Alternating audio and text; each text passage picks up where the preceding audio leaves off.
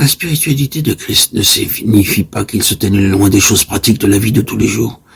Elle consistait bien plus en ce qu'il amenait les forces et les ressources célestes à produire leur effet sur les choses pratiques de la vie quotidienne.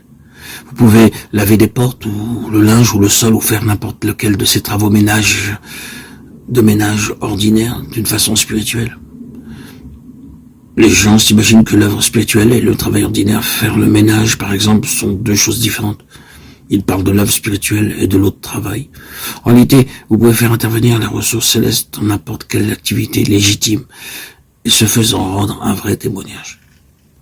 La plupart des gens n'ont jamais l'occasion de puiser dans les ressources célestes pour exercer un ministère de prédication. La plus grande partie de leur travail consiste en des actes de routine quotidienne. Bien souvent, ils se sentent parfaitement inaptes à ces travaux, mais ils sont tentés de penser que s'ils avaient quelques ministères spirituels à accomplir, s'ils avaient à tenir une réunion ou à parler à quelques âmes de questions spirituelles, alors ils pourraient faire appel au Seigneur pour de l'aide et celui-ci les assisterait efficacement. Par contre, pour des tâches triviales, routinières et ordinaires, une telle pensée est bien trop souvent totalement absente de l'esprit. Exactement, les mêmes ressources doivent être utilisées pour le travail ordinaire autant que pour l'œuvre dite spirituelle. Tout doit se faire sur une base spirituelle et par là servir de témoignage. Pour venir à bout du labeur ordinaire d'une journée, il faut bien souvent plus que les simples ressources humaines. La spiritualité consiste à faire tout comme dérivé du ciel. Soyons prudents en traçant une ligne de démarcation, de peur de dissocier le spirituel du reste. Si nous comprenons que les choses vécues durant notre passage ici-bas n'ont rien d'accidentel ou de général, mais au contraire sont très spécifiques et déterminées, que nous sommes dans le droit fil d'un dessein éternel et que nous sommes appelés selon son dessein, alors cela représente pour nous une source considérable de force. Où que nous soyons, pourvu que nous y soyons, après avoir soumis nos vies totalement au Seigneur, et nous être assurés de nous trouver absolument dans sa volonté. Nous n'avons pas compté les jours et à attendre que le temps passe, mais à nous souvenir que nous sommes à cet endroit en rapport avec un dessein.